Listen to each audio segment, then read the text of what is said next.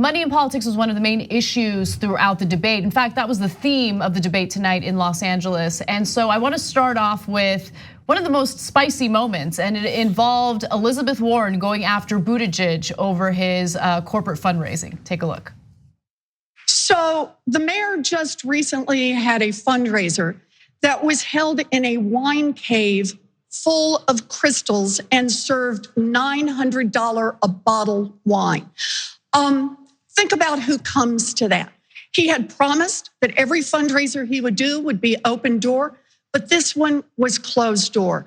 We made the decision many years ago that rich people in smoke-filled rooms would not pick the next president of the United States.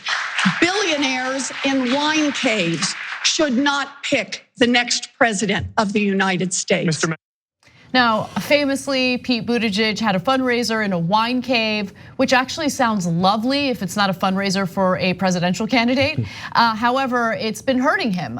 There are people who protest him. They show up to some of his events and call him Wall Street Pete. And of course, he's also known as Wine Cave Pete. That's also trending on social media. So money in politics is a serious issue that people are paying close attention to. I love the fact that Elizabeth Warren called him out on it, but it's about to get spicier. I wanted to get your thoughts before we go to his response. Just real quick, I think that line, billionaires in wine caves should not be picking our next president, is one of the best lines I've ever heard in any debate.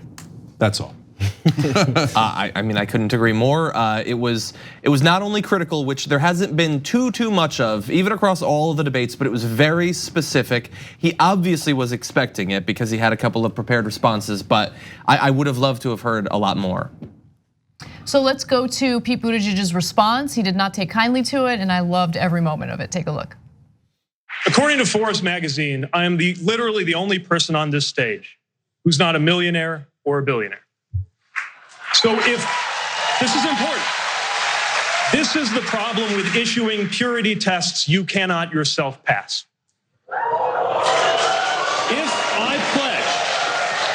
If I pledged never to be in the company of a progressive Democratic donor, I couldn't be up here. Senator, your net worth is 100 times mine.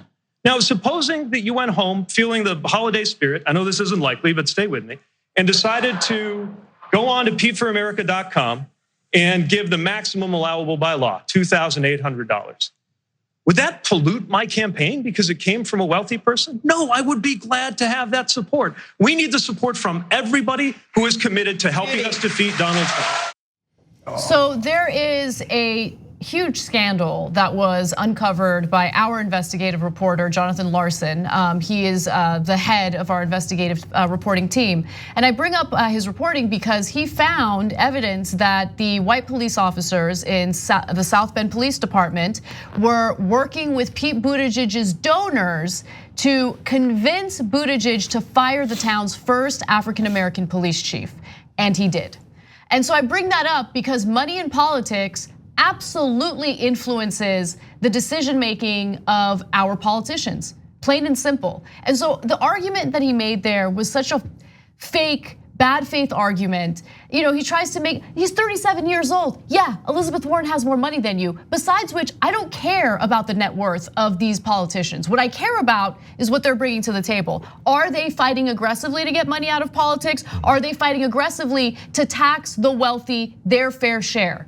And that's what Elizabeth Warren is doing. And you have Pete Buttigieg, who, to be quite frank with you, I don't know what he stands for. Lots of flowery language throughout the entire debate, but there's no substance in any of what he has to say. It's very Obama-esque in that it might inspire people, and it might have worked in 2008. It's not gonna work today. There's a lot more people that are hearing, I'm sorry, Cenk. There's a lot of people that are hearing what's going on now. And the narrative that a lot of progressives have been saying for years that people didn't glom onto because they're like, oh, you crazy wild progressive lib, you don't know what you're talking about. It gets shoved aside. It's sticking now, and that's where the frustration comes. Yes. So now you have to come up with things like, hey man, I don't have any money. Hey, also there's people that go on Fox News that are of minority and disenfranchised communities, and they speak for the people that are oppressing them, because that's how they get ahead. That's how they're granted, they're kinged they're knighted by the king from actually saying the things that don't actually help their own their community. So just saying you're not a part of that group doesn't mean you're not helping them.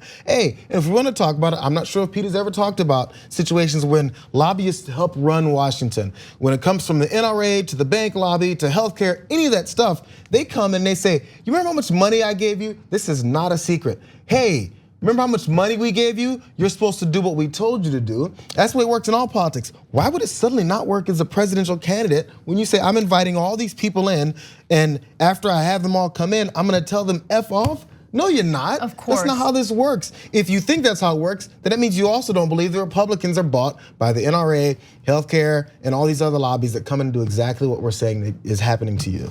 So JR started with sorry, Cenk, because I was pulling a Bernie Sanders going like this. He kind of was, yeah. Okay.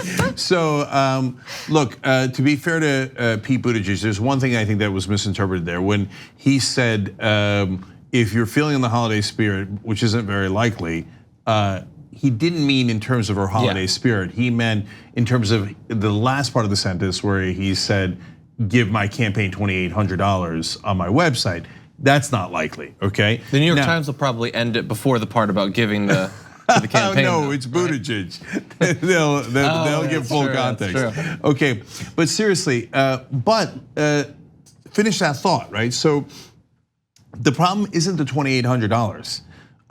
That's a different issue. I think we should publicly finance all elections, and that's really important. But no, Buttigieg is misdirecting you. Somebody who's passionate about a candidate and gives $2,800 is not the number one issue we have at all, not at all, okay?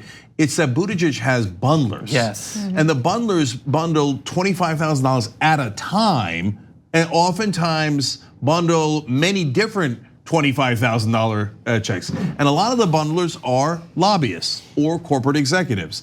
And then when the corporate executives or lobbyists come after the election, it's not, hey, I want to take a picture with the president, I feel good about it. Or hey, I gave $2,800 because I really want to fix the environment. It's, no, remember that money we gave you for this specific purpose. And even Joe Biden once admitted, he said, look, when somebody gives you $250,000, I'm gonna call him after the election. So that's the problem with Joe, sometimes he's too honest, right? Whereas Buttigieg does a lot of provocation. But bottom line is on that exchange back and forth, yes, and to be fair to Buttigieg, one more thing. He said, when you're doing the purity test that you can't even pass, that was a reference to the fact that Elizabeth Warren did used to take big money, and she did transfer some of that money from her Senate campaign into her presidential campaign. That's a fair critique of her, although I would say, look, if you get to the right position, bygones be bygones, okay? And others can disagree, but that's my point of view. Shoot, if the entire Democratic Party stopped taking corporate PAC money, I would say bygones be bygones, fantastic, you've been liberated, right? But at the end of the day, when he talks about purity tests, I think he loses that argument. I think people want somebody who's fighting for progressive ideas rather than a moderate. That's why Klobuchar is the last standing of that class, and so many of the other moderates got destroyed. But we're gonna find out, because that's what the core of this election is: progressives versus moderates who say, no purity tests, I'm gonna give the donors what they want. All right, so I want to give Warren an opportunity to respond to Pete. This is a minute-long video, and then we'll give you some concise comments after. Take a look. I do not sell access to my time. I don't do call time with millionaires and billionaires. Sorry, as of when, Senator? I don't meet behind closed doors with big dollar donors. And look, I've taken one that ought to be an easy step for everyone here. I've said to anyone who wants to donate to me, if you want to donate to me, that's fine. But don't come around later expecting to be named ambassador, because that's what goes on in these high dollar fundraisers. I said no, and I asked everybody on this stage to join me. This ought to be an easy step. And here's the problem.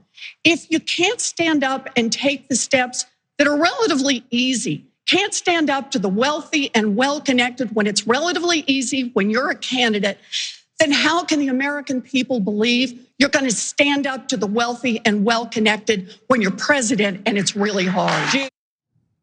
I thought that was a good response, and I think she made a good case there. I know Cenk is loving this, right? This is your favorite type of discussion. It's finally happening, and it's really the root of all the issues in this country. Finally, we're talking about the donor class. Finally, we're talking about corruption. And so you could argue that Bernie Sanders is even better on this issue. And I back Bernie Sanders, but I think Elizabeth Warren has done an outstanding job of bringing corruption to the forefront, not just in this debate, but in every debate. Thanks for watching The Young Turks, really appreciate it. Another way to show support is through YouTube memberships. You'll get to interact with us more. There's live chat emojis, badges. You've got emojis of me, Anna, John, JR, so those are super fun. But you also get playback of our exclusive member-only shows and specials right after they air. So all of that, all you gotta do is click that join button right underneath the video. Thank you.